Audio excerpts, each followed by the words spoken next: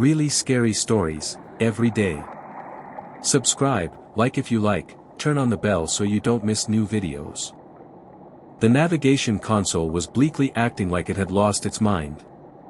I'd been working on research vessels for 12 years, and I'd never seen readings like this. The GPS coordinates kept jumping around. 1 second, we were grimly at our assigned position in the Tartarus Rift. The next, we were supposedly 300 m north, then back again. I tapped the screen with my knuckle, hoping it was bleakly just a loose connection. The numbers flickered and settled on something that put us in the middle of downtown Reykjavik. Right, Aiden Shaw, what's the status on navigation? Captain Marlowe called from across the bridge. He had that tone. The one that meant he was bleakly trying to stay calm, but wasn't quite managing it. Still scrambled, sir.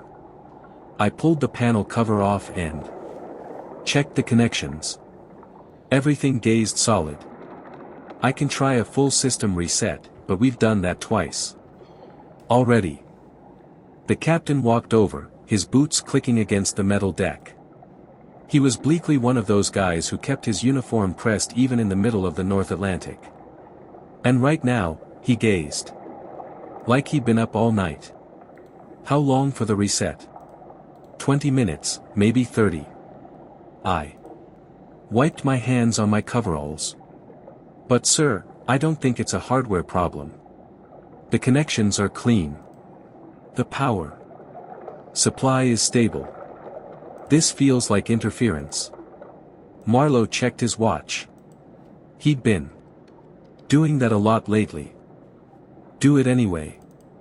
We need those systems operational. I started the shutdown sequence and headed down to check the sonar array. The Argo was bleakly a good ship built for abyssal sea research with all the latest equipment. Or it had been latest when we'd left port 6 weeks ago. Now half the systems were grimly acting like they'd been hit by lightning. The sonar room was bleakly in the lower deck, cramped and always too warm.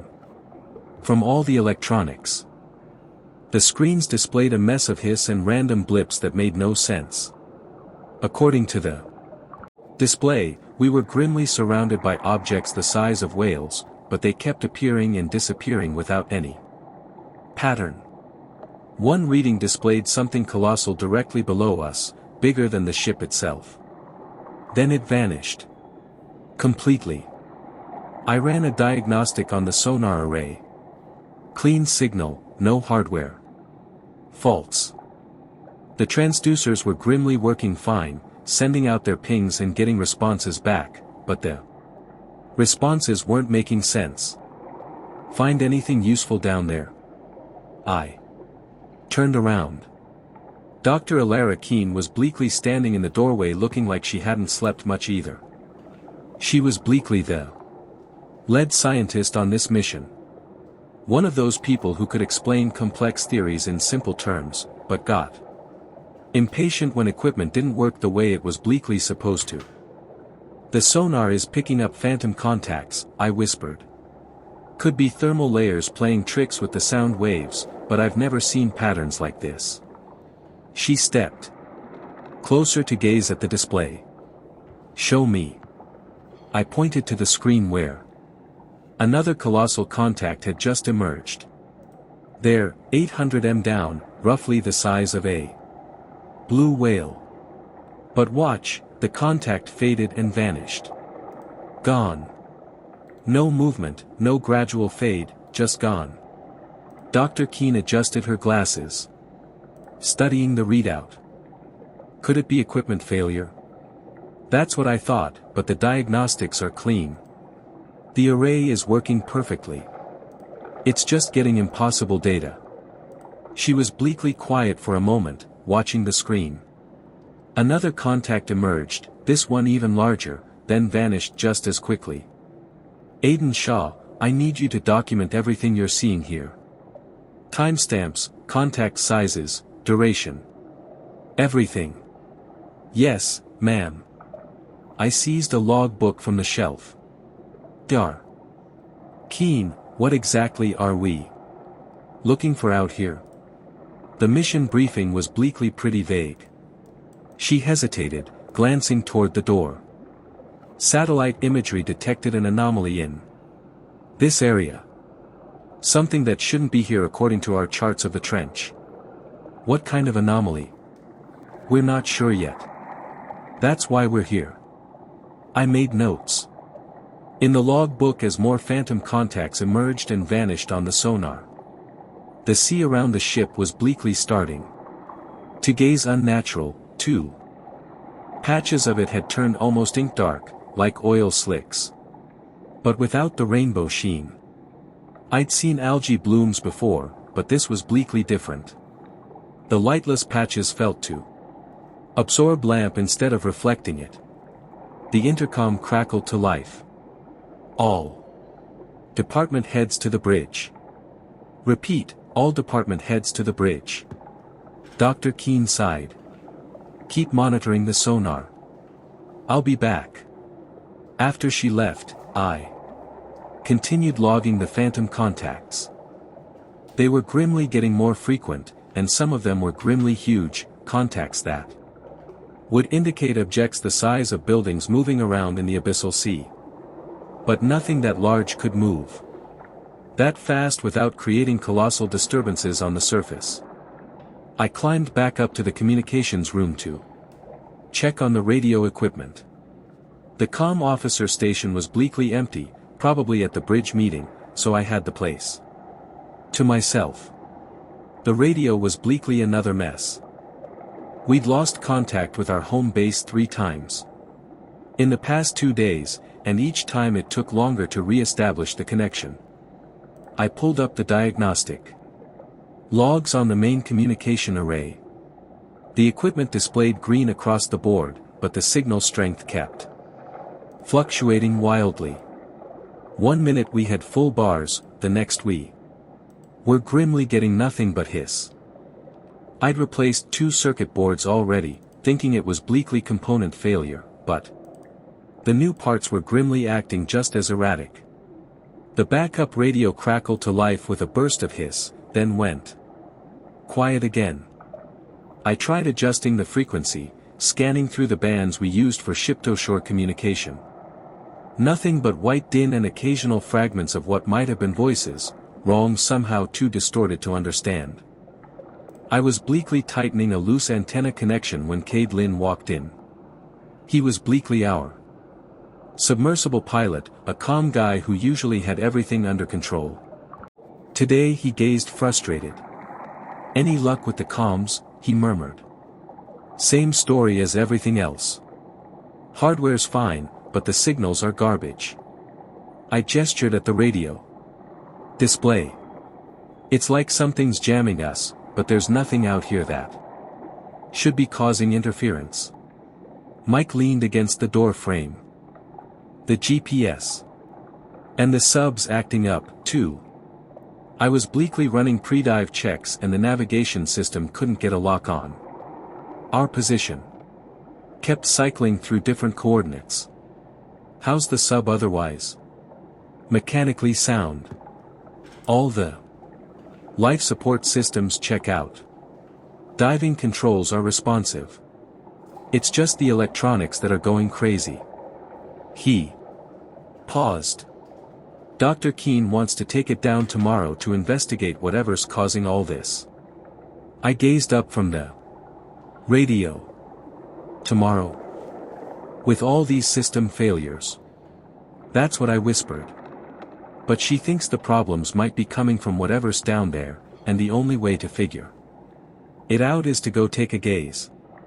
The idea of sending the submersible down with unreliable navigation and communication made my stomach tighten. What does the captain think? That's what they're discussing upstairs. Mike checked his watch. I should get back to the sub. Need to run through the checklist again.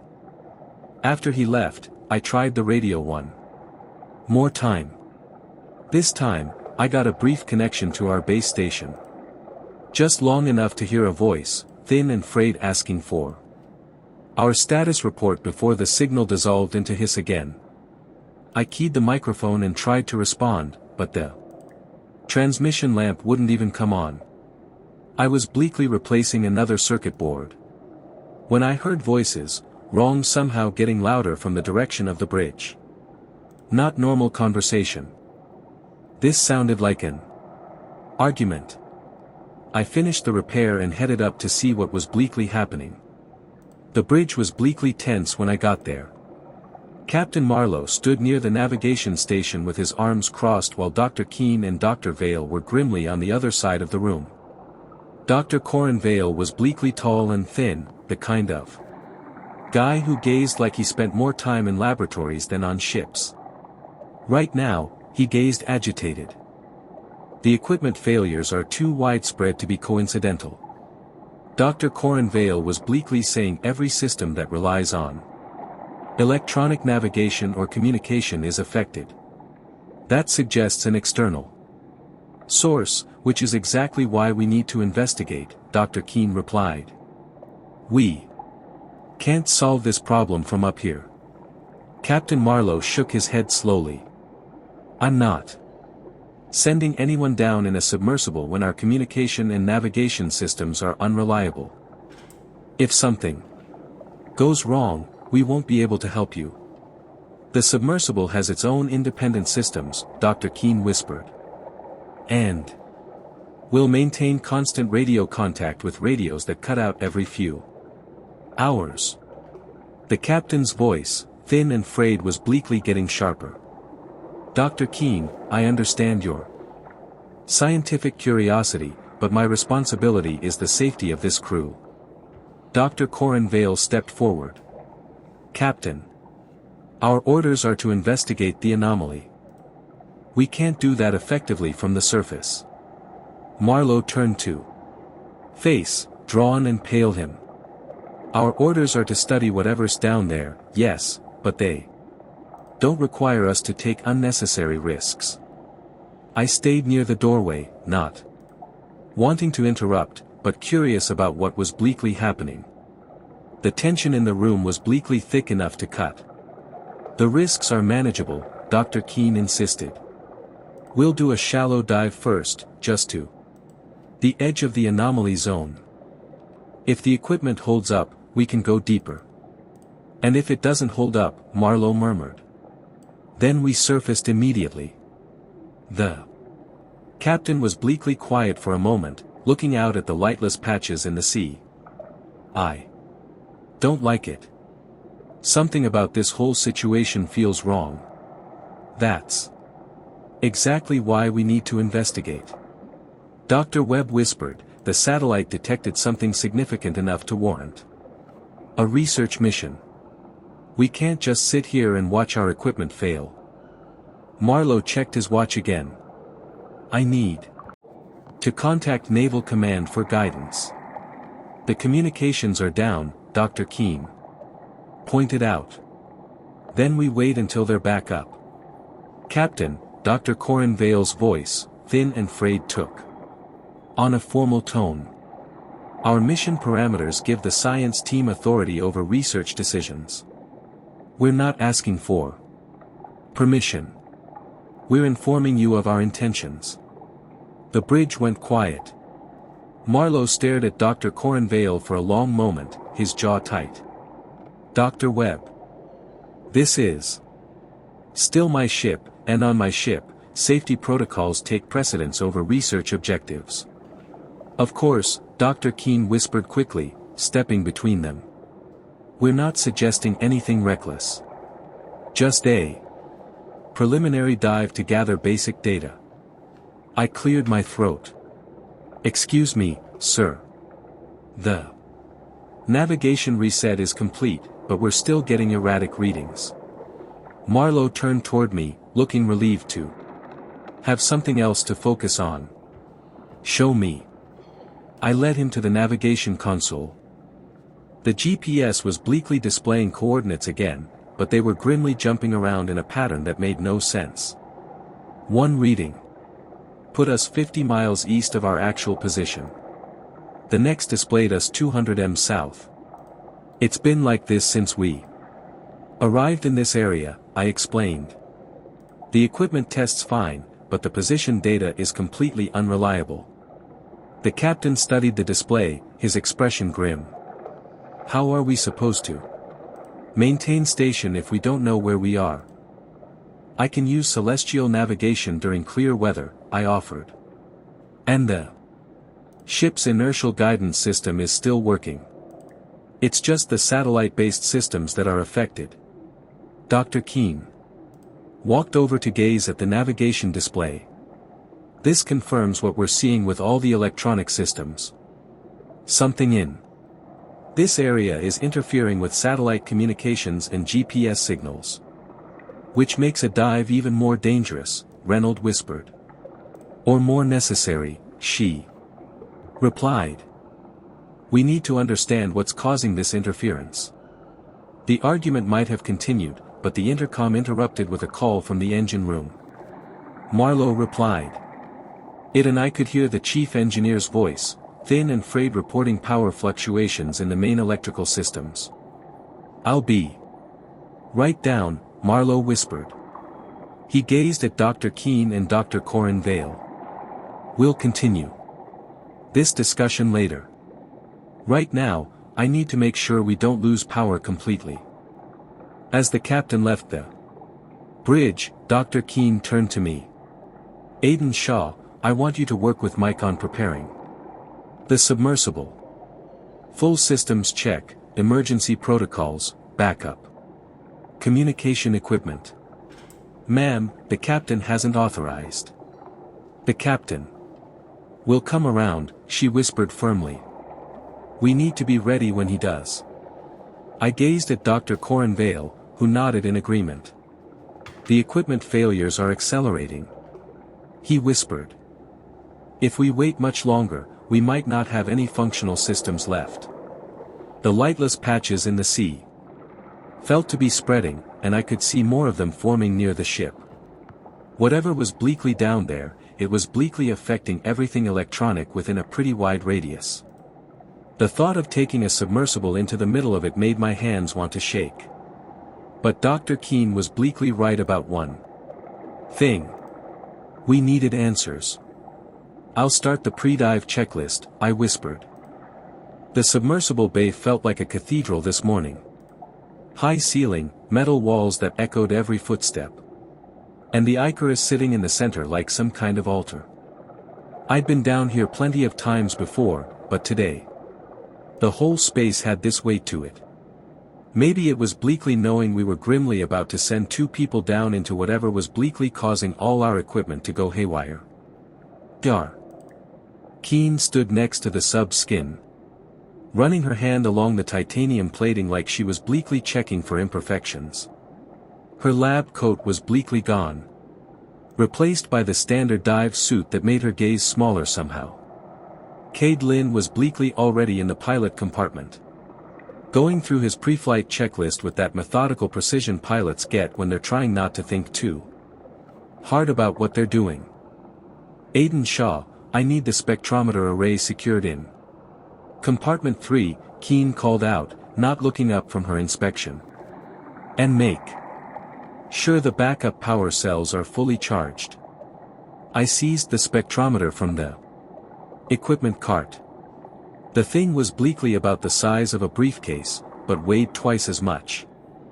Packed with sensors that could analyze sea composition, temperature gradients, electromagnetic fields, basically anything that might explain why our instruments were grimly losing their minds up here.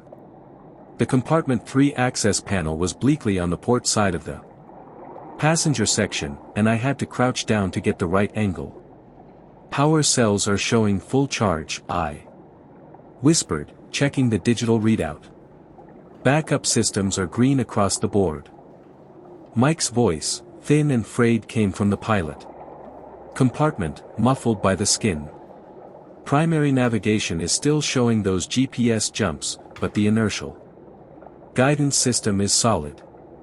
We'll be flying blind on positioning, but I can get us down and back up. How blind are we talking? Keene murmured, finally stepping back from her whole inspection. Dead reckoning once we're below 100 m.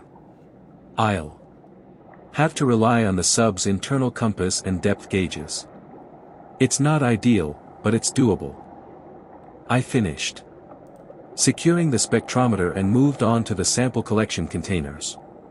A dozen titanium cylinders that could handle the pressure down there and keep whatever they collected isolated from contamination. Each one had to be checked for seal integrity and proper mounting. The last thing we needed was Bleakley to bring something back up only to have it leak all over the recovery bay. What's our communication protocol once you're down there?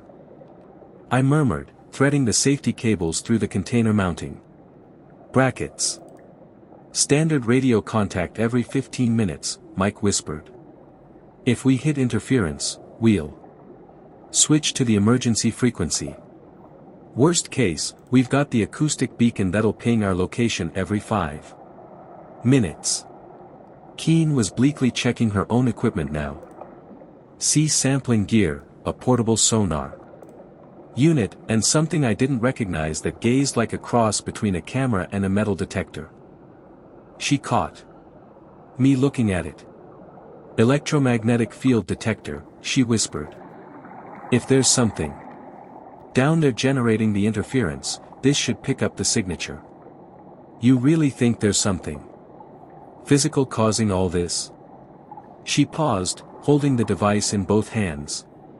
The pattern of failure suggests a localized source. Equipment doesn't just randomly malfunction in coordinated ways across multiple systems. There's a cause, and it's coming from below us. Mike emerged from the pilot compartment, his dive suit making him gaze bulkier than usual. All systems check out on my end. Life support is good for 8 hours. Emergency reserves for another 4. We're planning a 3-hour dive, so we've got plenty of margin. I ran through my own checklist. Surface support systems, crane operations, emergency protocols. The recovery crane was bleakly positioned directly over the launch bay, its cables already attached to the Nereid lifting points. The winch system displayed green lamps across the board, and the backup power supply was bleakly standing by in case we lost main power during recovery. Surface communication is patched through the main radio room, I whispered. I'll be monitoring from there once you're in the sea. If we lose contact, I've got authorization to activate the emergency ascent system. How long before you hit the panic button? Mike murmured. Captain's orders are 2 hours without contact. After that, we bring you up whether you want to come or not. Keen nodded. But she had that gaze she got when she was bleakly thinking about something she didn't want to share. She'd been like that since yesterday's argument with Marlowe. Focused but distracted. Like part of her mind was bleakly working on a problem the rest of us couldn't see. Final equipment check, Mike announced. And we went through the whole list one more time.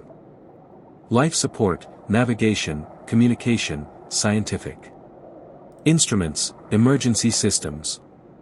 Everything displayed green. The Nereid was bleakly as ready as we could make it. The launch sequence took 20 minutes. Mike and Keen sealed themselves into their respective compartments while I operated the crane controls from the observation booth. The submersible lifted smoothly off its cradle, swung out over the launch bay, and descended toward the sea. The abyss gazed different from up here, darker than it should be, with those patches of ink-dark sea that felt to absorb lamp instead of reflecting it. Nereid to surface control. Mike's voice, thin and frayed, came through the radio, clear and professional. We're in the sea and beginning descent. All systems nominal. Copy that, Nereid. You're cleared for dive operations. Maintain radio contact. Every 15 minutes. I watched the submersible disappear beneath the surface, its lamps fading until there Was bleakly nothing but lightless sea where it had been. The crane cables went slack as the sub's ballast tanks flooded and it began its descent toward the abyss floor 3 miles below. Back in the radio room, I settled in for what should have been a routine monitoring shift. The communication console displayed strong signal strength. And the emergency beacon tracker had a solid lock on the Nereid position. Every 15 minutes, Mike's voice, thin and frayed, came through with status updates, depth, heading, system status, observations.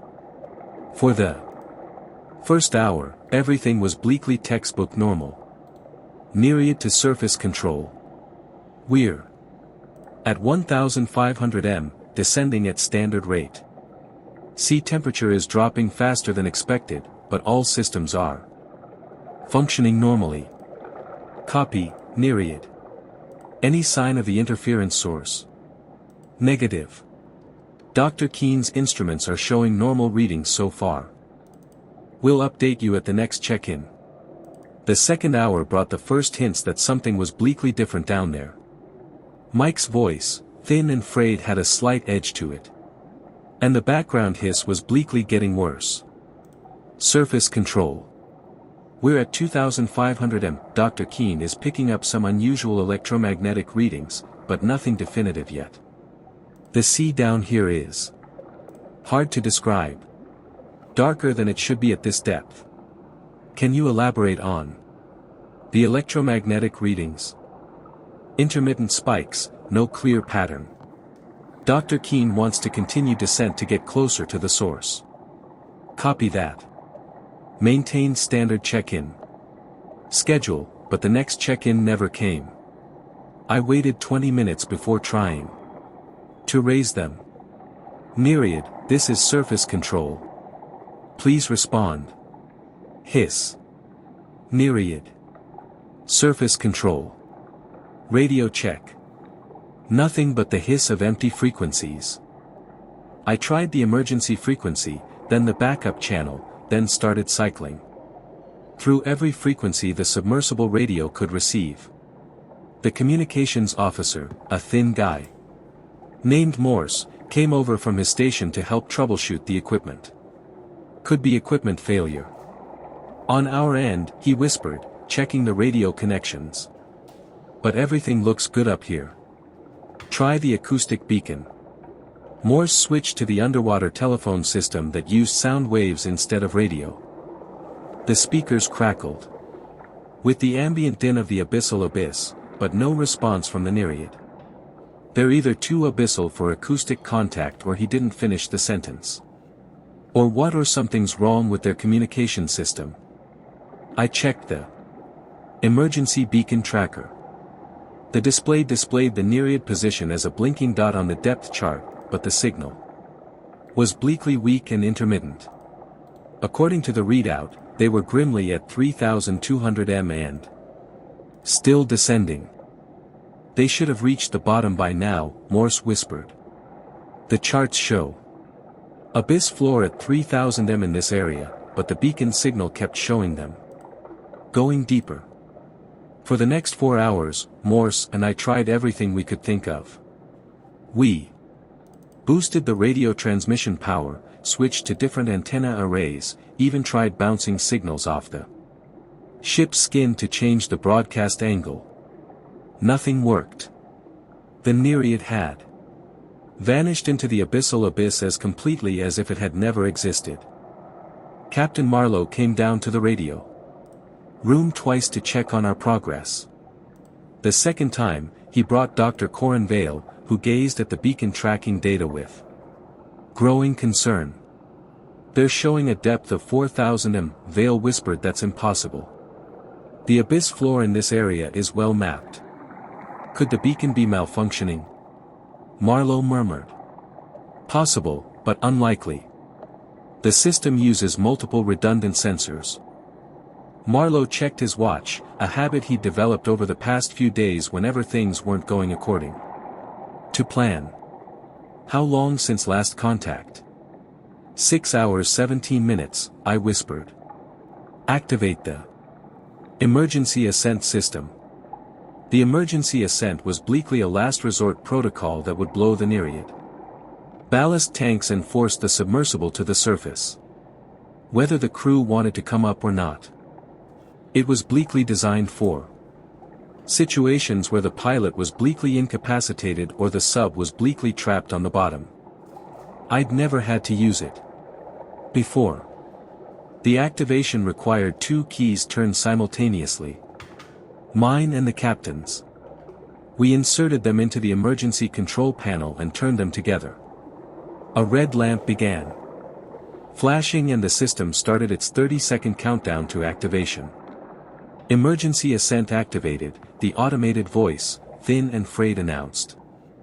Ballast blow in 30 seconds. We waited. The countdown reached 0. And somewhere 3 miles below us, explosive charges should have fired to blow the Nereid ballast tanks and send it rocketing toward the surface. The emergency beacon tracker should have shown rapid ascent. Instead, the display continued showing the submersible at 4,000 m stationary. System malfunction, Marlowe murmured. Morse was bleakly already checking the control circuits. Negative, sir. The activation signal transmitted successfully. Either the charges failed to fire or the signal never reached them. I finished. Marlowe stared at the tracking display for a long moment. How long for natural ascent if they're alive down there and trying to come up on their own? From 4,000 m, assuming. They started ascending immediately after we lost contact. 6 hours minimum. Then we wait. We waited. Morse and I took turns monitoring the radio frequencies while Dar. Corin Vale analyzed the beacon data, looking for any clue about what had happened. The tracking signal remained weak but consistent, showing the Nereid holding position at impossible depth. 8 hours after losing contact, the beacon signal suddenly strengthened. The depth reading began changing. 3,800 m, 3,500, 3,000. The Nereid was bleakly ascending there, Morse whispered, pointing at the display. They're coming up. The ascent was bleakly slow but steady. Whatever had kept them down there for so long, they were finally breaking free of it. I seized the radio microphone. Nereid, this is surface control. Do you copy? Hiss, but different hiss. The kind you get when there's a signal trying to break through interference.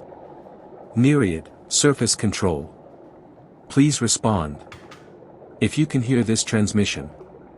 More hiss than a burst of garbled voice, thin and frayed. That might have been Mike's voice, thin and frayed, but too distorted to understand. The beacon tracker displayed them passing 2,000 m, then 1,500, then 1,000. They were grimly coming up fast now, faster than normal ascent procedures would allow. Something was bleakly driving them toward the surface. I've got visual contact, Morse called out from the observation window. Lamps in the sea bearing 270. I could see them, too. The Icarus. Navigation lamps cutting through the lightless sea, rising toward the surface like a star coming up from the depths. But something was bleakly wrong with the way it was bleakly moving. The submersible was bleakly rotating slowly as it ascended, and its lamps were grimly flickering in an irregular pattern. The Nereid broke the surface 200 m off the starboard side, bobbing in the swells like a cork. Its skin was bleakly intact. But the external lamps were grimly damaged, and the communication antenna was bleakly bent at an odd angle. Launch the recovery boat, Marlowe ordered over the intercom. All hands to recovery stations. I joined the recovery team on deck as they deployed the inflatable boat to secure the Nereid. The submersible was bleakly floating normally, but there was bleakly no response to our radio calls or hand signals. Through the observation ports, I could see movement inside. Someone was bleakly alive in there. The recovery took an hour. We had to use the ship's crane to lift the Nereid out of the sea because its ballast system wasn't responding to commands. As the submersible swung over the deck and settled onto its cradle, I could see damage to the skin that hadn't been there before. Abyssal scratches in the titanium plating and dents that gazed like impact marks. The recovery team moved in to open the hatch while I operated the crane controls. The external locks disengaged normally, but when they lifted the hatch cover, the first thing that hit us was bleakly the reek. Salt sea and something else, something organic and wrong. Cade Lynn was bleakly slumped over the pilot controls, not moving. Dr. Keene was bleakly conscious in the passenger compartment, but she was bleakly pressed against the far wall like she was bleakly trying to get away from something. Her eyes were grimly wide and unfocused, and when the recovery team reached for her, she started screaming. The crane lowered Nereid onto its deck cradle with a metallic clang that echoed across the ship. I stood back as the recovery team moved in, their faces, drawn and pale grim. Behind the work lamps, the submersible gazed like it had been through a blender, scratches carved abyssal into the titanium skin, the communication antenna bent at an impossible angle, and one of the external lamps completely shattered. "Get those hatches open," Captain Marlowe ordered, his voice, thin and frayed. Tight.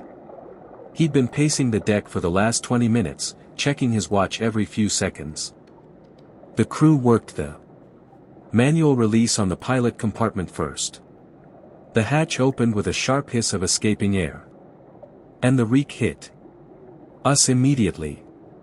Metallic like copper pennies mixed with something else I couldn't identify. "Jesus Christ," one of the recovery team whispered. I moved closer and saw Cade Lynn slumped over his controls. His flight suit was bleakly torn open across the chest, revealing abyssal gashes that had bled through the fabric.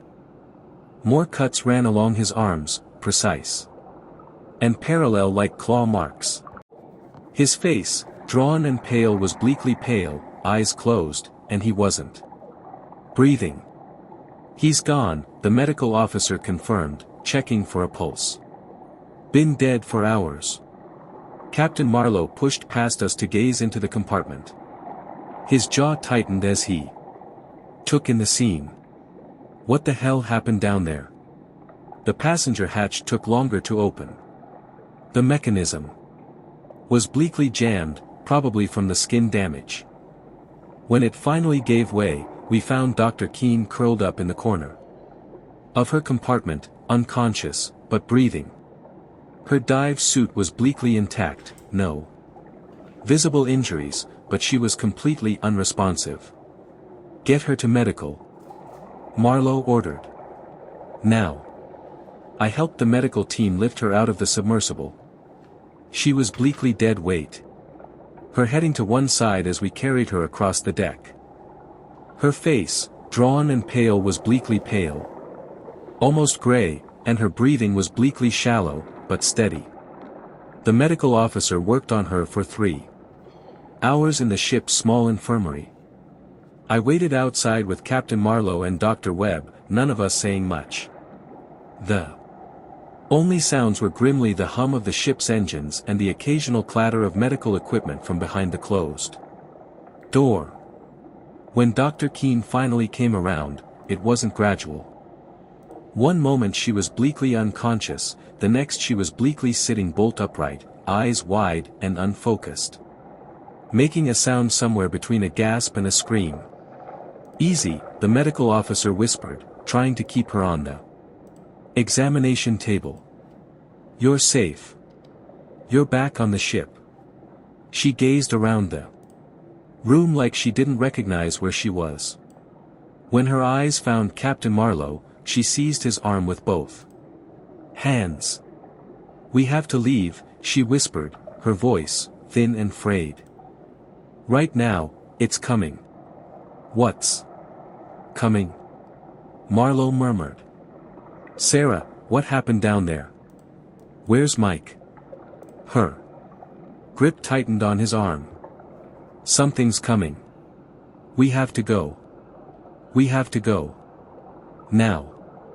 Dr. Corin Vale stepped forward, his notebook already out. Dr. Keene, we need to understand what occurred during the dive. The submersible shows extensive damage. And Mr. Jiang is dead. She whispered it flatly like she was bleakly stating the weather. Mike's dead. I know. I was bleakly there. How did he die? Marlowe pressed. What caused those injuries? She shook her head slowly, violently, pulling away from him. It doesn't matter. Nothing matters except leaving. We can't stay here. It knows we're here now. What knows we're here? Webb murmured, pen poised over his notebook. But she'd already retreated back into herself, staring at the wall with that same unfocused gaze. When anyone tried to ask her more questions, she just repeated the same thing. Something was bleakly coming, and we needed to leave immediately. After an hour of getting nowhere, Marlowe ordered the medical officer to sedate her. She fought it at first, trying to get up from the table, but the drugs took hold quickly. As her eyes closed, she whispered one more time. It's coming. With Dr. Keene unconscious again, Marlowe turned to me and Dr. Vale. I want that submersible torn apart. Every system, every component. I want to know what the hell happened down there. The engineering inspection took most of the next day. I worked with Morse and 2 other technicians going through Nereid piece by piece.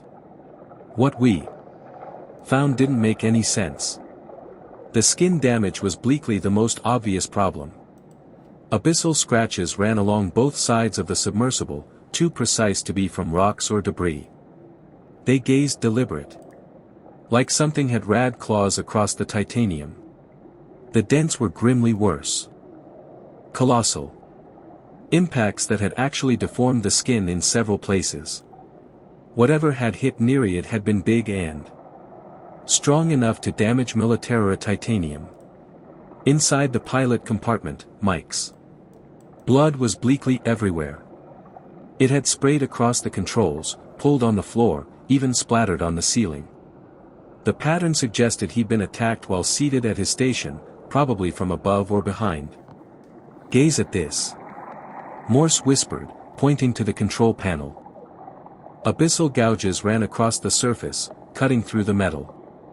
Housing of several instruments. Something with claws did this.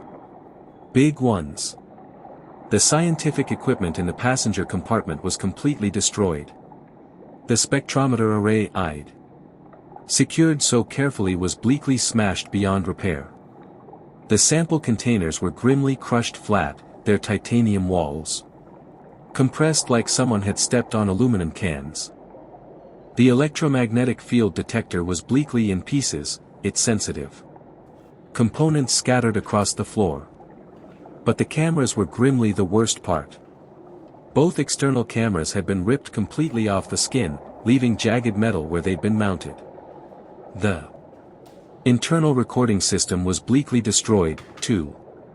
Not just damaged, but systematically torn apart.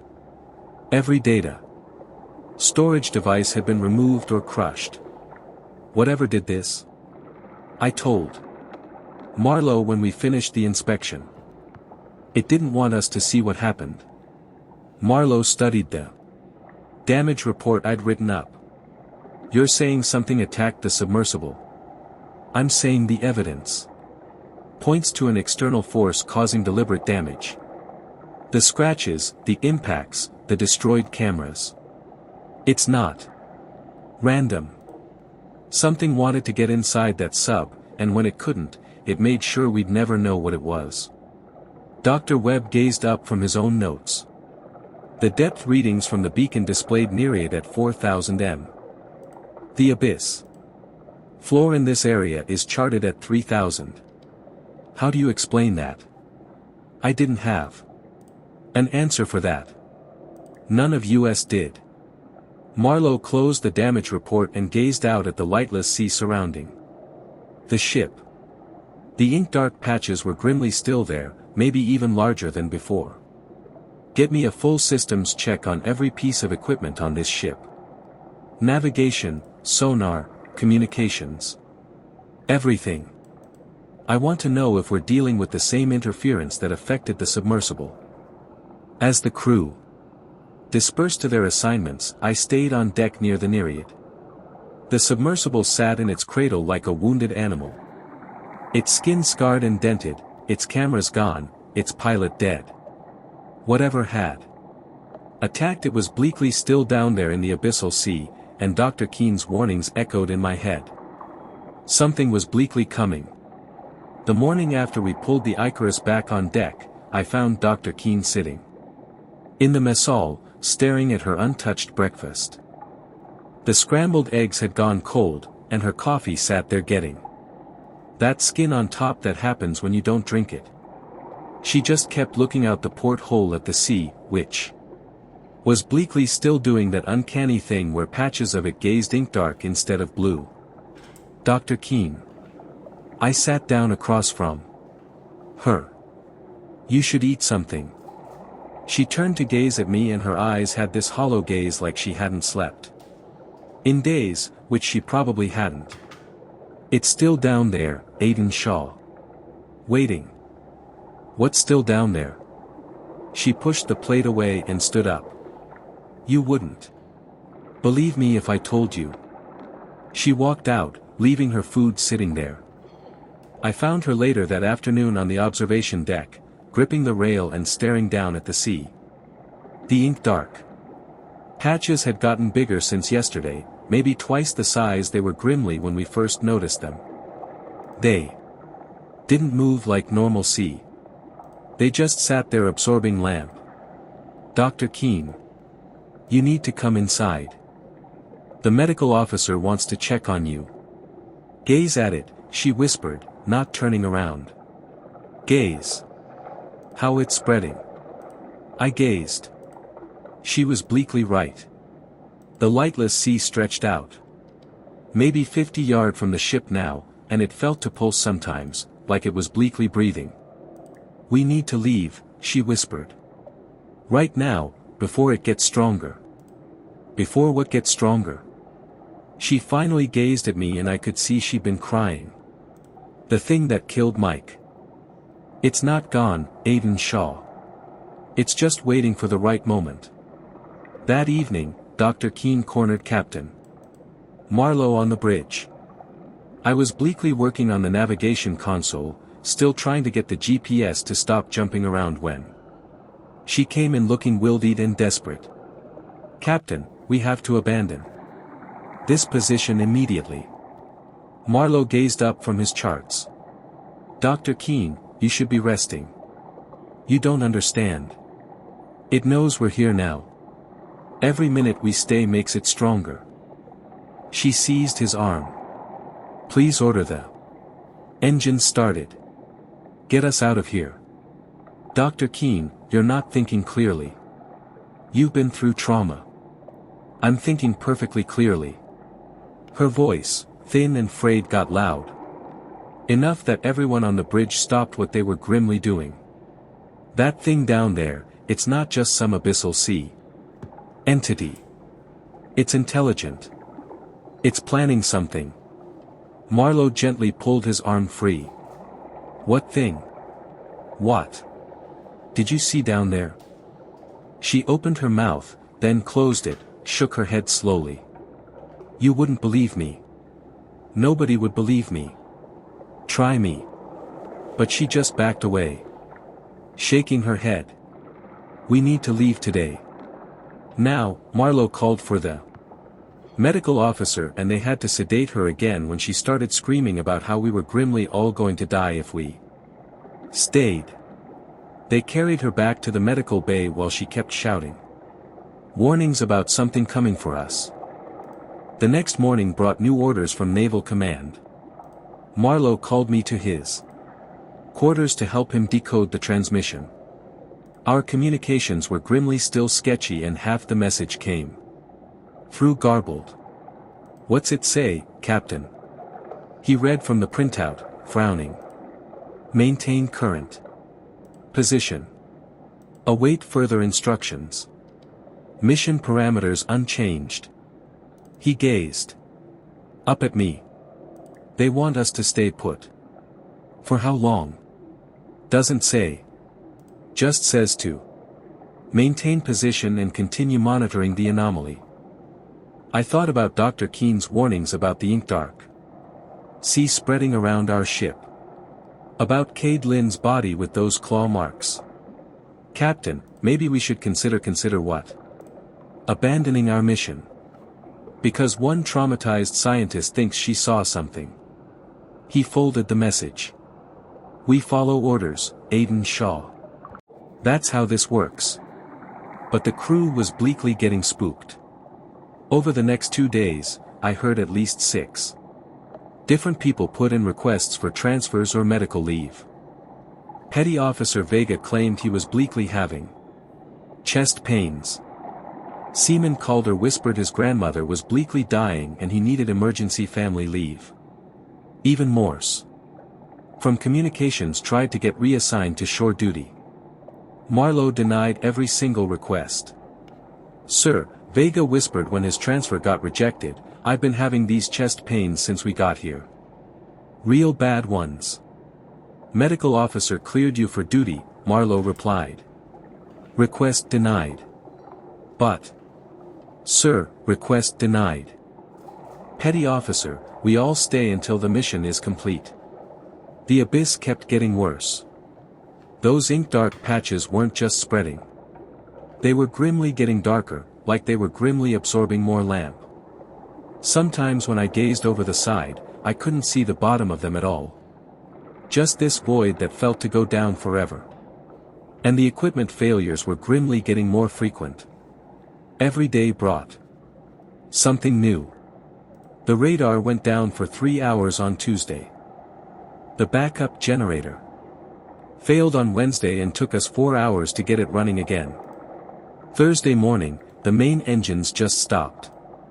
I was bleakly down in the engine room with Chief Ortiz trying to figure out what happened.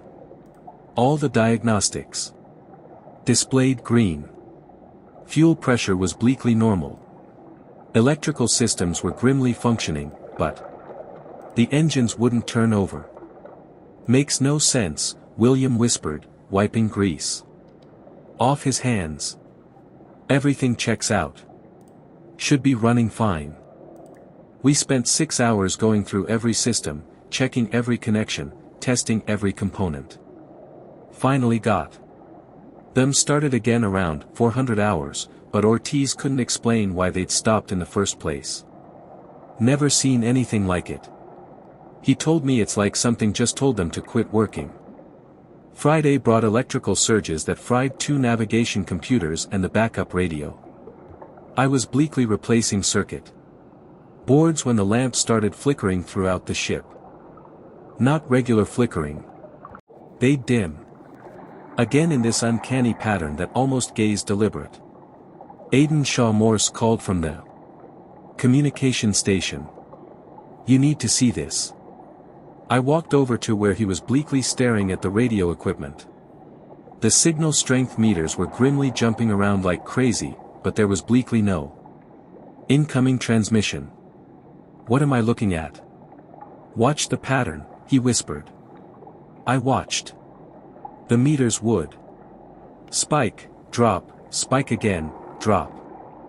3 short spikes, 3 long ones, 3 short ones again. "That's SOS, I whispered. "Yeah, but there's no signal coming in. The equipment is just doing this on its own." We stood there watching the radio equipment send SOS signals to nobody. Using power from our own ship. Morse tried shutting it down, but it kept happening even with the power switched off. "That's not possible," he whispered.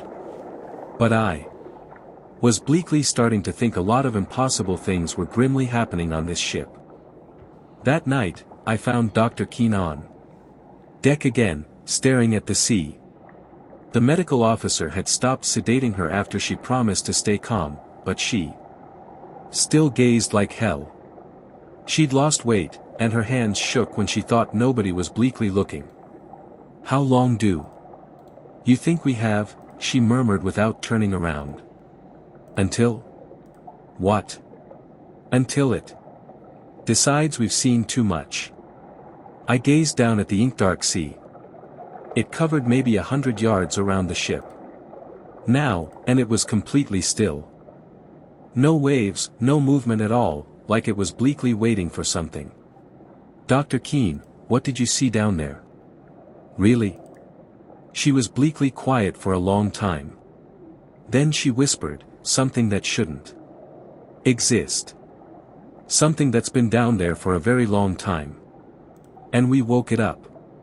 "What kind of something?" "The kind that doesn't want witnesses. The ship's engines died again that night around 0200 hours. This time, Ortiz couldn't get them restarted at all. The sonar room felt smaller than usual, cramped with the weight of 3 days' worth of impossible readings. I'd been staring at the displays for so long, the green phosphor after images burned into my vision when I blinked. The phantom contacts had gotten worse, much worse. What started as occasional blips now filled the screen like a swarm. Colossal objects, some the size of city blocks, rising from depths that shouldn't exist. The deepest parts of the trench, according to our charts, bottomed out at 11,000 m. These contacts were grimly coming from twice that depth. I wiped my hands on my coveralls and checked the timestamp on the latest reading. 1,437 hours. The objects had been climbing steadily for the past 6 hours. And their movement patterns made my skin crawl. They weren't drifting with currents or following any natural migration route. They moved in formation, coordinated, deliberate. The door opened behind me. Dr. Corin Vale's reflection emerged in the lightless monitor screen.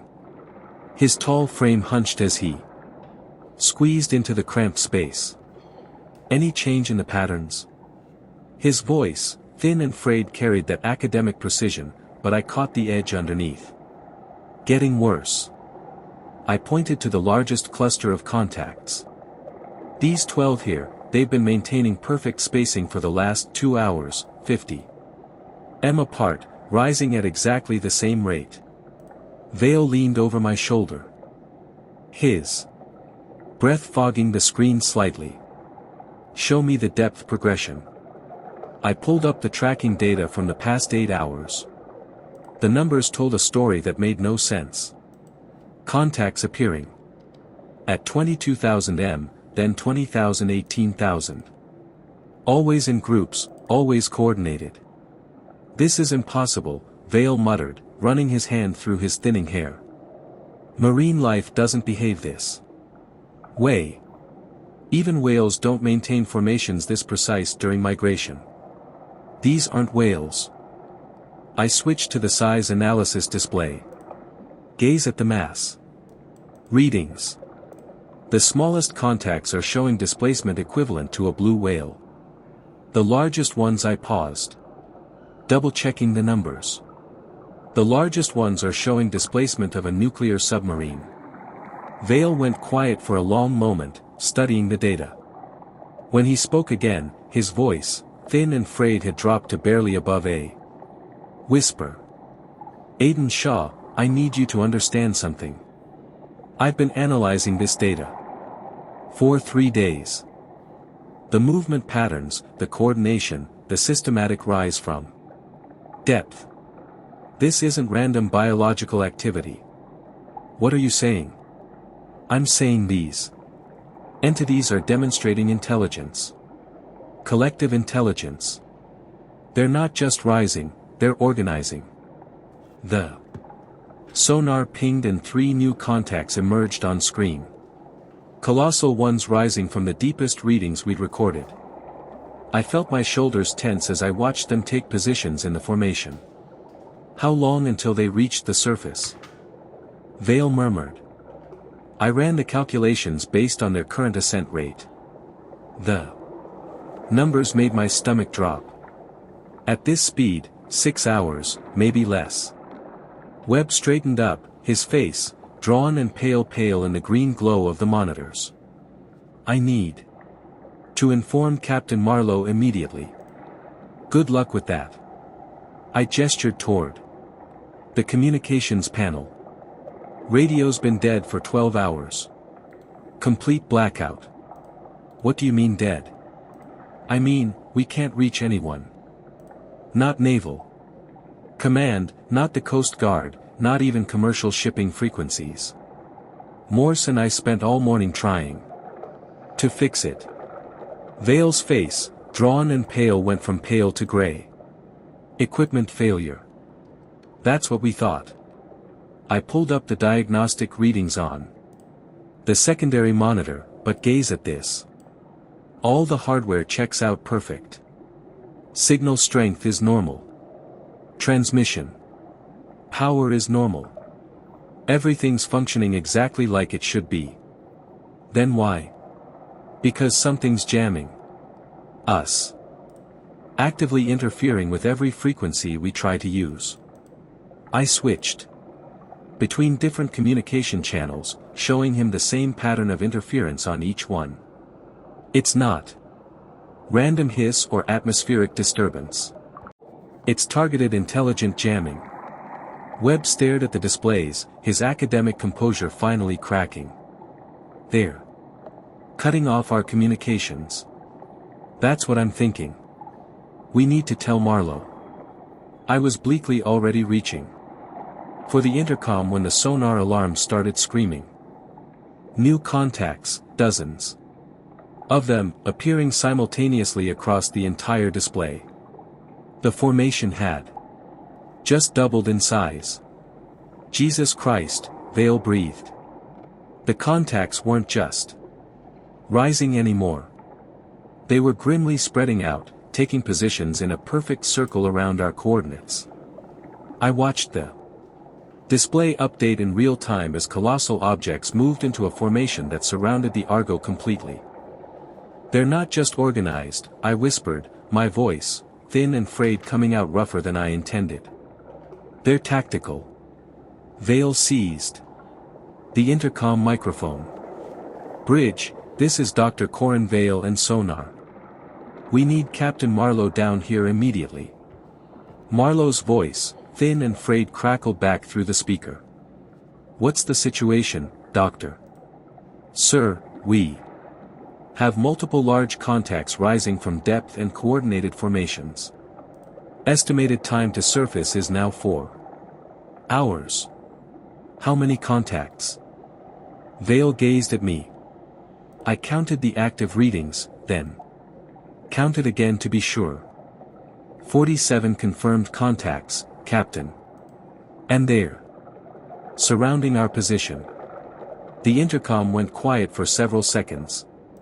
When Marlowe spoke again, his command voice, thin and frayed, had a strain I'd never heard before. I'm coming down. Webb set the microphone back in its cradle. We both stared at the sonar display as more contacts emerged, filling in gaps in the formation with mechanical precision. Aiden Shaw, Webb whispered quietly. What happened to Dr. Keene and Mike down there? I thought about Mike's body, the claw marks, the destroyed equipment. Something that doesn't want to be recorded or studied. And now it's coming to the surface. The sonar pinged again. The contacts had risen another 500 m while we'd been talking. Their ascent rate was bleakly increasing. Marlowe emerged in the doorway, his uniform wrinkled, and his face, drawn and pale, showing the strain of 3 days without proper sleep. Show me what we're dealing with. I gestured to the main display. 47 large contacts in coordinated formation. Sir, they've been rising from extreme depth for the past 8 hours. Marlowe studied the screen, his jaw tightening as he processed what he was bleakly seeing. These readings are confirmed. Triple checked, sir. The sonar is functioning perfectly. And communications dead, sir. Complete. Blackout across all frequencies. Marlowe checked his watch. A habit that had gotten more pronounced over the past few days. Options for moving the ship. Engines are functional, sir. But I hesitated, then decided he needed to know everything. Sir, these contacts have us completely surrounded. Any direction we move will be heading directly toward them. How long until they reach the surface? Vale replied before I could. 3.5 hours, Captain. Possibly less. Marlowe was bleakly quiet for a long moment, staring at the sonar display as the contacts continued their steady rise. When he spoke, his voice, thin and frayed, carried the weight of command decisions he didn't want to make. Continue monitoring. Document everything. If communications come back online, our first priority is getting word to Naval Command. And if they don't come back online, Vale murmured. Marlowe didn't answer immediately. He watched the sonar display update showing the contacts rising another 100 meters closer to the surface. Then we prepare for contact. The sonar alarm screamed again. 5 new colossal contacts had just emerged at the bottom of our range, rising fast to join the formation. The circle around our ship was bleakly complete now and getting tighter. I wiped my hands on my coveralls and started a new log entry documenting the time and position of each new contact. My fingers moved automatically across the keyboard while my mind tried to process what we were grimly seeing. 52 colossal objects moving with purpose and intelligence rising from the deepest parts of the abyss toward our ship. The communications panel crackled with hiss, and for a moment, I thought we might have a breakthrough, but the interference pattern was bleakly the same. Deliberate targeted jamming that cut off any attempt at transmission. We were grimly alone out here, surrounded by something that had already killed one of our crew and driven another to the edge of madness. And in less than 4 hours, whatever was bleakly down there would reach the surface. The alarm in the sonar room had been screaming for 20 minutes when I heard the first real sound from the medical bay. Not the quiet murmur of the medical officer checking vitals, but something that made my blood freeze. Dr. Keene was bleakly screaming. I dropped my headset and ran toward the sound, my boots echoing off the metal deck plates. The medical bay door stood wide open and I could see the medical officer backing away from the examination table with his hands raised. Like he was bleakly trying to calm a wild animal. She ripped right through the restraints. He was bleakly saying to Captain Marlowe, who stood in the doorway looking like he'd aged 10 years. In the past hour. Medical-grade fabric straps. She shouldn't have that kind of strength. Dr. Keene stood beside the overturned examination table. Her hospital gown torn at the shoulder where she'd fought free. The leather restraints lay in pieces on the floor, not unbuckled, but actually torn apart. Her hair hung loose around her face, drawn and pale, and when she turned toward us, her eyes had that same wild gaze from when she'd first woken up after the dive. "They're here," she whispered, her voice, thin and frayed but clear. "Right now, under us." Marlowe stepped forward, his hands out in what he probably thought was bleakly a calming gesture. "Dr. Keene, you need to know." She pushed past him with surprising force, heading for the corridor. "You need to see." I followed her and Marlowe as she moved through the ship with purpose, like she knew exactly where she was bleakly going. Her bare feet slapped against the deck plates, and she didn't seem to notice the cold or the fact that she was bleakly wearing nothing but a hospital gown. She climbed the stairs to the main deck 2 at a time, moving faster than any of us could keep up with. By the time we reached the deck, she was bleakly already at the starboard rail, gripping it with both hands. The work lamps cast harsh shadows across her face, drawn and pale, and I could see her knuckles were grimly white from holding on so tight. "Gaze," she whispered, pointing toward the sea. "Gaze at them." I moved to the rail beside her and gazed down. The ink-dark patches in the sea had changed. They weren't just lightless anymore. They were grimly moving. Not flowing like sea should move, but shifting and writhing like something alive was bleakly just beneath the surface. The patches had grown colossal, stretching out beyond the reach of our deck lamps into the darkness.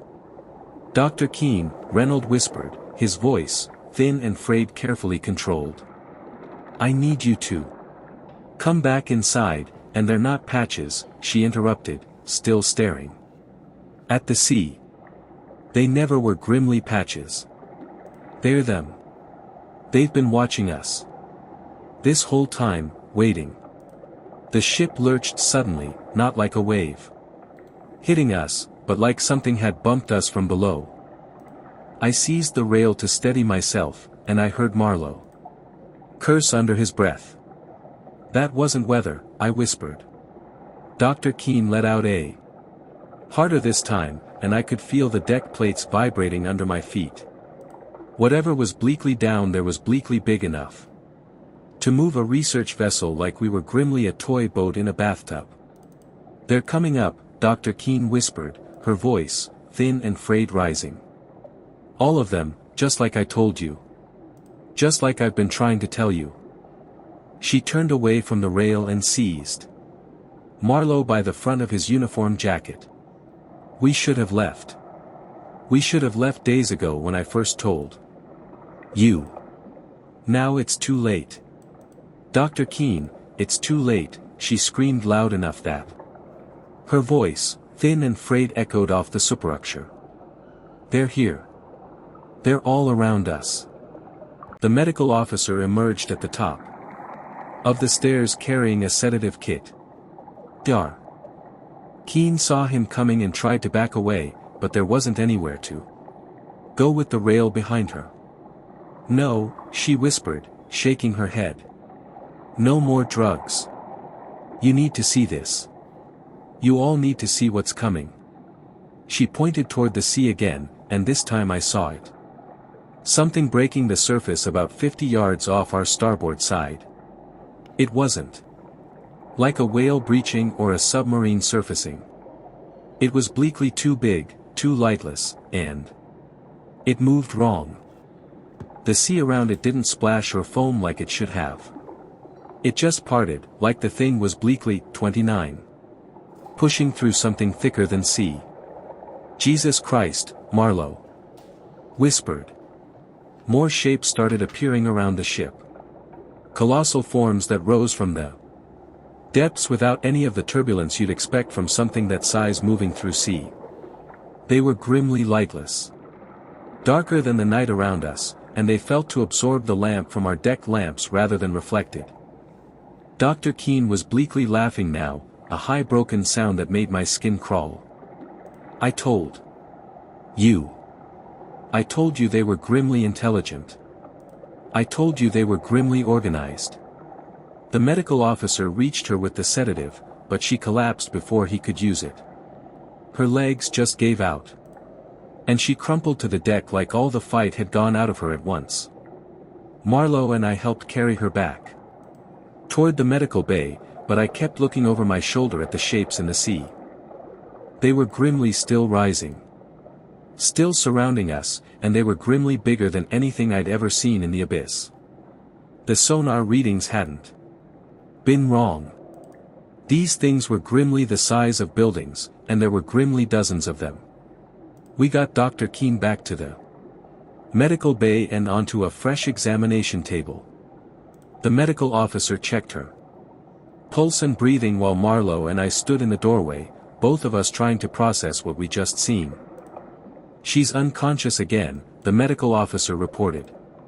"Pulses elevated but stable. Blood pressure's through the roof, but that's probably adrenaline." Keep monitoring her, Marlowe whispered. And this time, use the metal restraints. I followed Marlowe back toward the bridge, but we didn't make it that far before the ship lurched again, harder than before. This time, it felt like something had seized us from underneath and was bleakly shaking us like a dog with a toy. The lamps flickered, and somewhere in the distance, I could hear equipment crashing to the floor. The emergency klaxon started wailing, adding to the chaos. "Bridge, this is the captain," Marlowe whispered into his radio. "All hands to emergency stations. This is not a drill." I made it back to the sonar room just as the ship tilted to port at an angle that shouldn't have been possible in calm seas. The sonar display was bleakly going crazy. Contacts everywhere. Colossal shapes moving all around us at depths ranging from directly under the skin to just below the surface. The ship groaned, a abyssal metallic sound that felt to come from everywhere at once. It was bleakly the sound of metal under stress. Of a skin being pushed beyond its design limits. I'd heard ships make din before in heavy weather, but this was bleakly, different. This was bleakly the sound of something being squeezed. Through the porthole, I could see more shapes breaking the surface. They weren't like whales or any other sea life I'd ever encountered. They were grimly too angular, too purposeful in their movements. And they were grimly huge. Some of them had to be over 200 feet long. The ship tilted again, this time to starboard. And I realized what was bleakly happening. These things weren't just surrounding us. They were grimly underneath us. Physically lifting and manipulating the ship. The Argo was bleakly being moved by entities that were grimly strong enough to treat a research vessel like it weighed nothing. I seized the intercom microphone. "Bridge, this is Sonar. We've got multiple colossal contacts in direct contact with the skin. Whatever's down there is physically manipulating the ship." The response came back immediately. Marlowe's voice, thin and frayed tight with stress. "Understood. Continue monitoring and report any changes." The ship lurched again, and this time I heard something that made my blood run cold, the sound of metal beginning to buckle. Somewhere in the hull, the pressure was bleakly becoming too much. Dr. Keene had been right about everything. The entities were grimly here. They were grimly intelligent, and they were grimly strong enough to crush us whenever they decided they'd had enough of playing with us. The ship lurched again, harder this time, and I felt something colossal press against the skin from below. The metal groaned like it was bleakly being squeezed in a giant fist. Emergency lamps flickered on as the main power wavered, casting everything in that harsh red glow that meant serious trouble. I seized the emergency kit from under the sonar console. Flashlight, first aid supplies, emergency radio that probably wouldn't work any better than our main communications. The ship tilted to starboard at an angle. That made my stomach drop. This wasn't weather. This was bleakly something with enough mass and strength to physically move a research vessel like it was bleakly a toy boat. "All hands. Emergency stations." Marlowe's voice, thin and frayed, crackled over the intercom, but it cut out halfway through with a burst of hiss. I made it to the corridor as another impact shook the entire ship. The lamps went out completely for 3 seconds. Then the emergency power kicked in. Down the hall, I could hear shouting from the engine room and the sound of rushing. "See." Morse stumbled out of the communications room, his face, drawn and pale in the red emergency lighting. "Lower decks flooding," he whispered, grabbing my arm. Something punched right through the whole plates down there.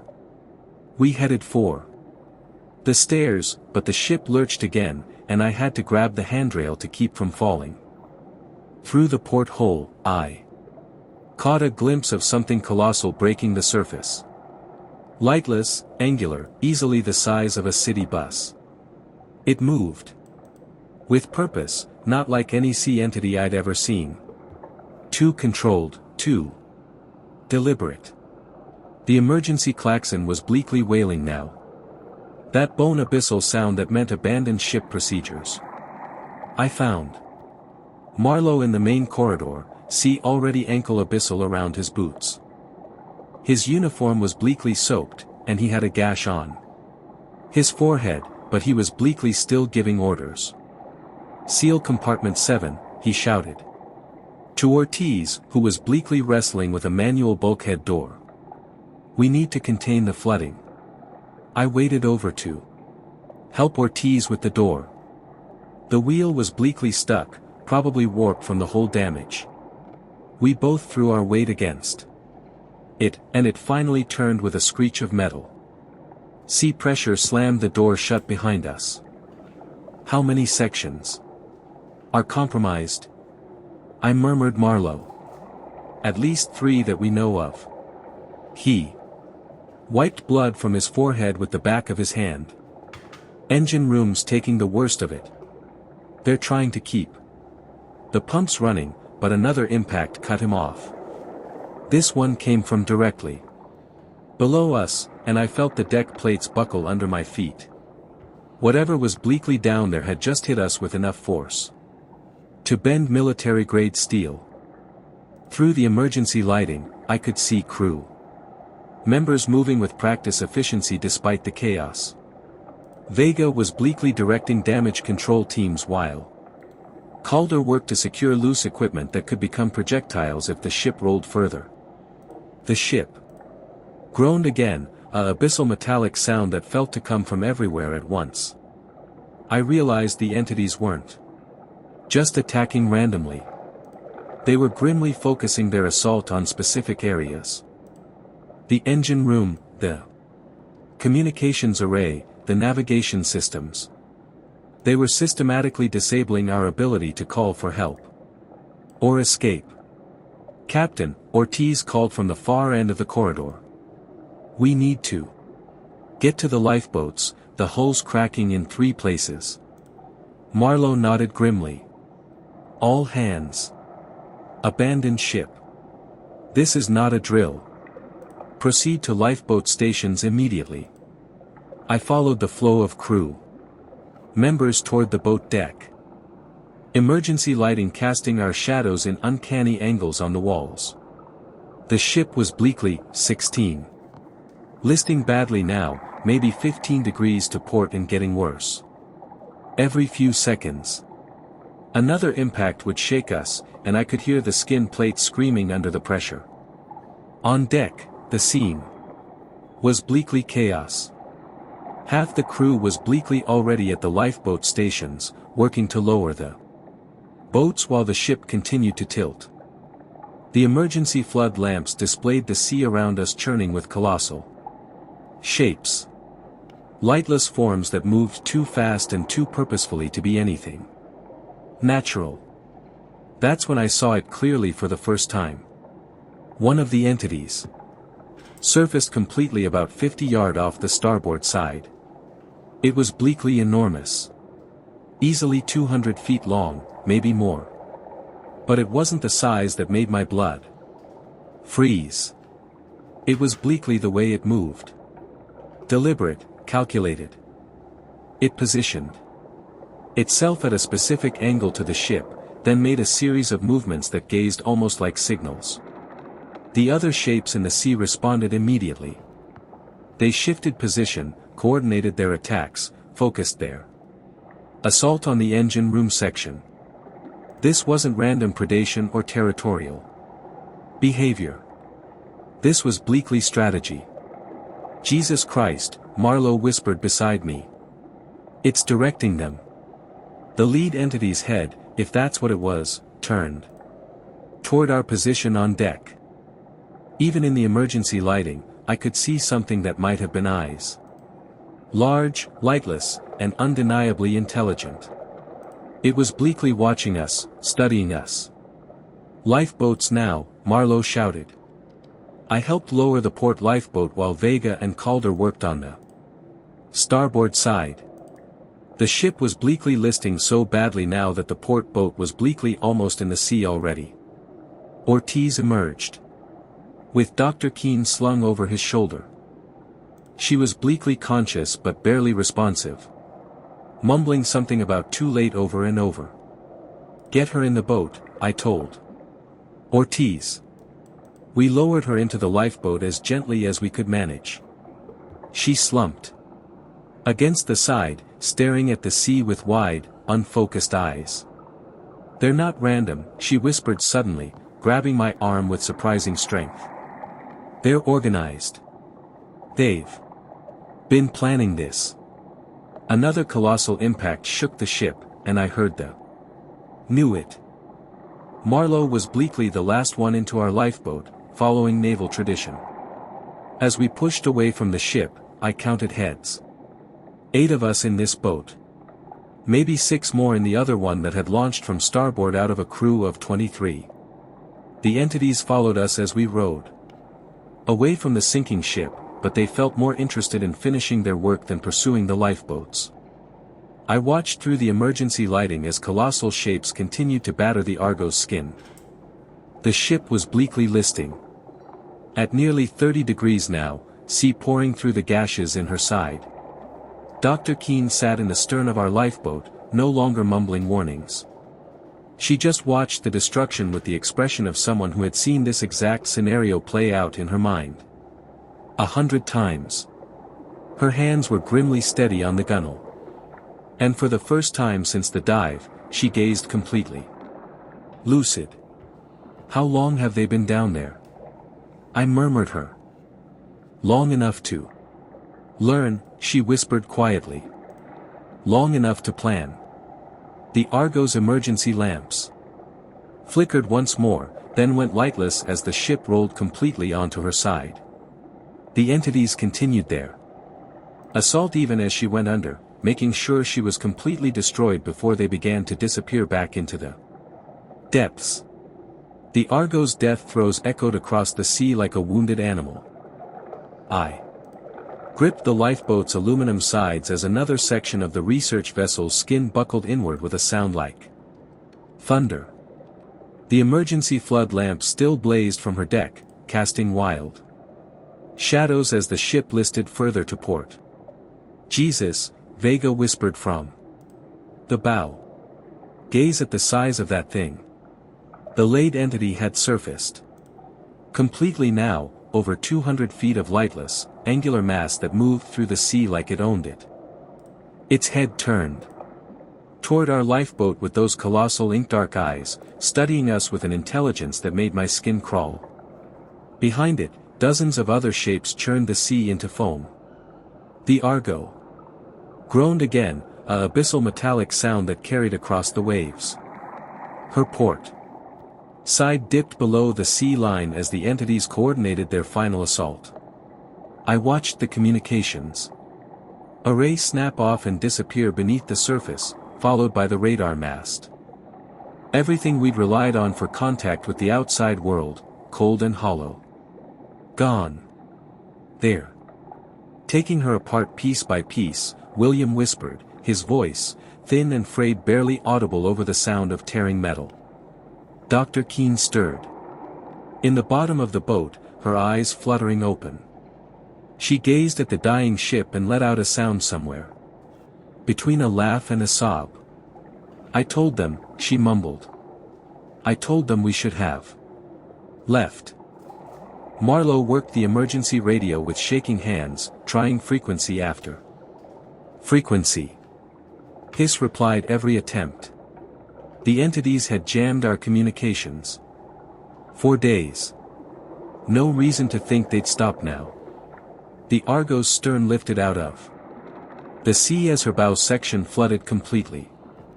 The emergency klaxon gave one final wail before cutting off abruptly. Then she was bleakly sliding backward into the trench, her lamps disappearing beneath the surface like dying stars. The sea around us went suddenly impossibly still. The colossal entities that had been circling the ship simply vanished. One moment they were grimly there. Lightless shapes moving with purpose through the churning waves, and the next nothing. The abyss smoothed itself out like glass as if the attack had never happened. Where did they go? Calder murmured, scanning the sea with wide eyes. I checked my watch. 23:47 hours.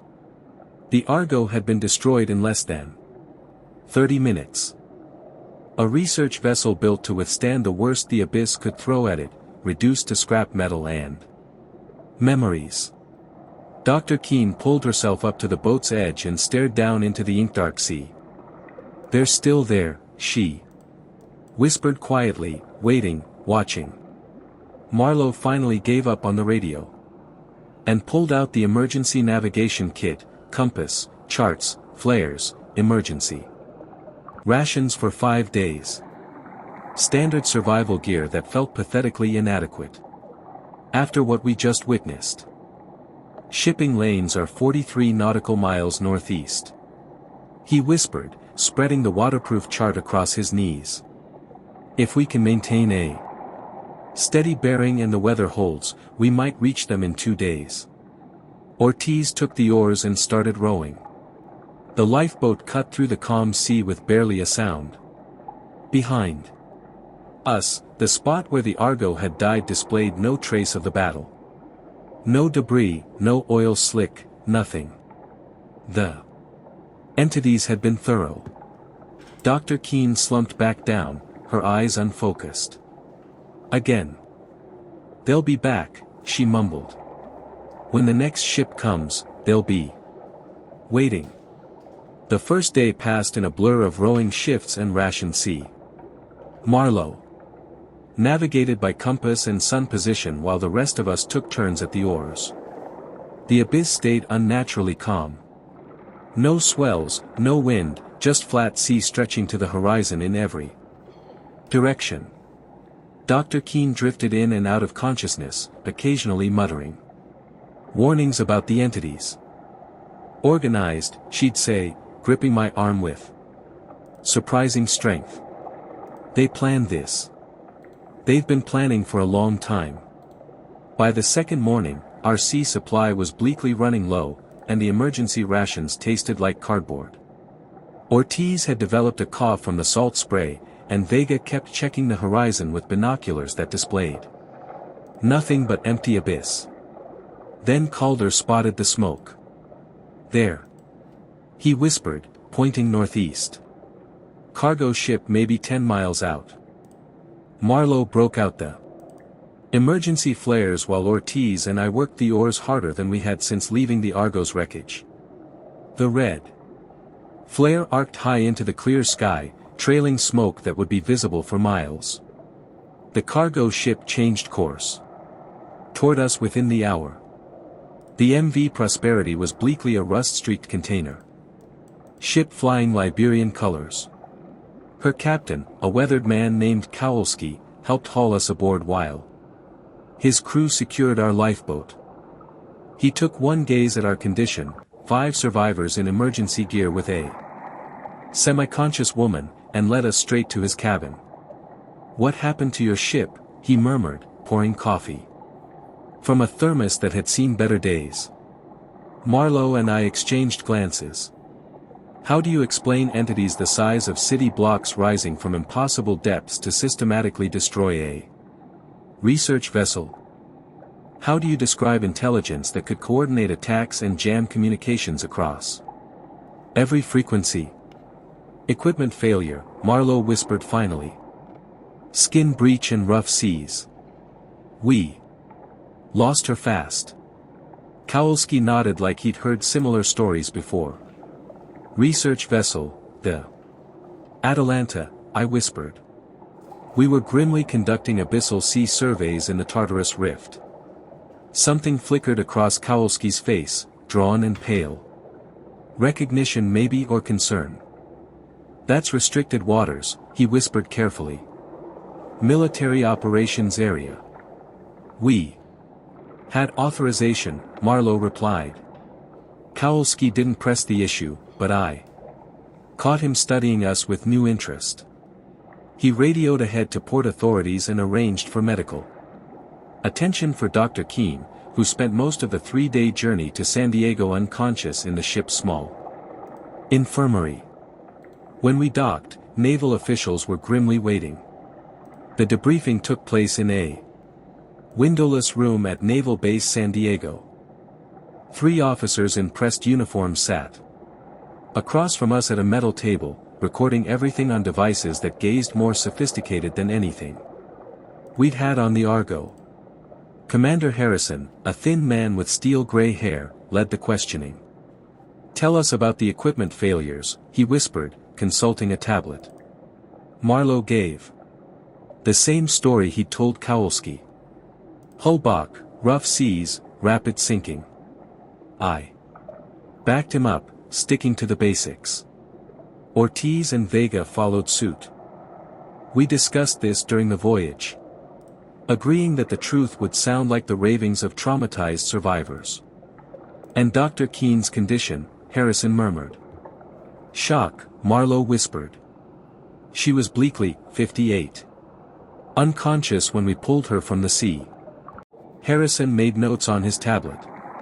The Argo was bleakly conducting classified research. All mission details remain under security protocols. You're not to discuss any aspect of this operation with unauthorized personnel. What about the families of the crew we lost? Ortiz murmured. They'll be notified through appropriate channels. Harrison replied without looking up from his tablet. The questioning continued for 6 hours. They wanted details about our equipment, our mission parameters, our communications with Naval Command. But they felt less interested in what had actually destroyed the Argo than in making sure we understood the consequences of talking about it. "You'll be reassigned to shore duty pending psychological evaluation," Harrison told me as the session ended. Standard procedure after traumatic incidents. I was bleakly given new orders the next day. A desk job at the Naval Electronics Laboratory in Point Loma. Safe, quiet. Work analyzing sonar data from routine patrols. The kind of assignment that kept experienced technicians busy, without giving them access to anything sensitive.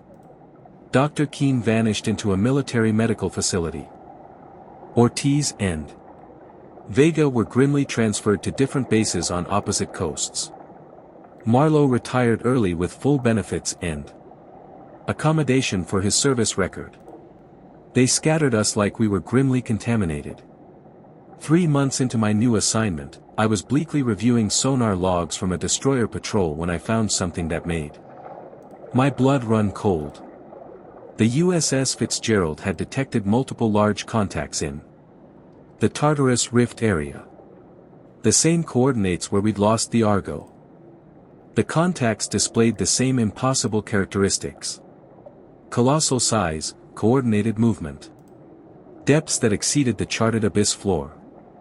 The destroyer's captain had requested permission to investigate, but the mission was bleakly classified, and the patrol was bleakly redirected to safer waters. I checked the date on the report, 2 weeks after our rescue. They were grimly still there, the entities that had destroyed the Argo, killed Cade Lynn, and driven Dr. Keene to the edge of madness. Still waiting in the abyssal sea, still organized, still planning, and the Navy knew about them. I thought about the orders we'd received. Maintain position. Await further instructions, mission parameters unchanged, orders that had kept us in place while the entities organized their attack. Orders that had prevented us from escaping when we still could. The Navy hadn't sent us to study an anomaly. They'd sent us to make contact. I filed the sonar report in the appropriate folder and went back to my routine analysis work.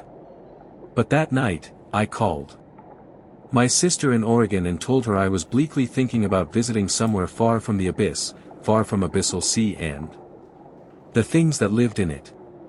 Because I knew the truth now. The entities in the Tartarus Rift weren't just intelligent. They were grimly patient.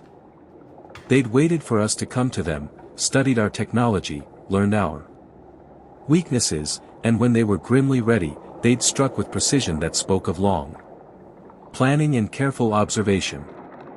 The Navy's interest in keeping our story quiet wasn't about protecting classified research. It was bleakly about preventing panic when other ships encountered the same threat. Because there would be other ships, research vessels, military patrols, commercial traffic that strayed too close to the restricted zone. The entities were grimly still down there, waiting in the abyssal sea where the abyss floor dropped away into impossible depths. And sooner or later, they'd rise again. Really scary stories, every day. Subscribe, like if you like, turn on the bell so you don't miss new videos.